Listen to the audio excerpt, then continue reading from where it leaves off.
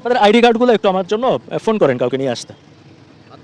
একজন মানুষ হয়তো ভুল করে আইডি কার্ড নাই আনতে পারে, কিন্তু এখানে ওনারা প্রায় 5 জন লোক, এই 5 জনের একজনেরও আইডি কার্ড সাথে নেই, কেউ কিন্তু আইডি কার্ড দেখাতে পারেনি। আপনারা বললেন যে এতিমদের জন্য টাকা তুলতেছেন, আপনার এতিম তো মাত্র 13 জন। আপনার এত বড় মাদ্রাসা 13 জনের জন্য হয় না? 13 জনের জন্য আপনারা এরকম দল বেঁধে টাকা তুলতে নামবেন?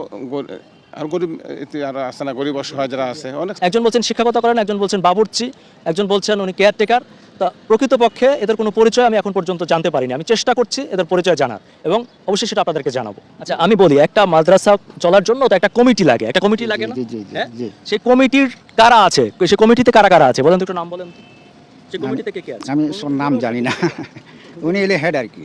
আপনি একটা কমিটির লোককে চিনেন না, অর্থাৎ আপনি টাকা তুলতেছেন স্লিপ দিয়ে, এটা কি আপনি পারেন? না, এটা এইভাবে করা ঠিক হয় নাই, সত্যি কথা। তাদের কাগজ, অনুমতি, আইডি কার্ড সব নিয়ে আসার। আমি আপনাদেরকে বারবার বলছি, আপনারা কমিটির লোককে ফোন করেন, আপনারা কমিটির লোককে ফোন করেন, আপনার কমিটির যারা আছে তাদেরকে এখানে ডাকেন, তা নাহলে আমি কিন্তু এখানে পুলিশ ডাকবো।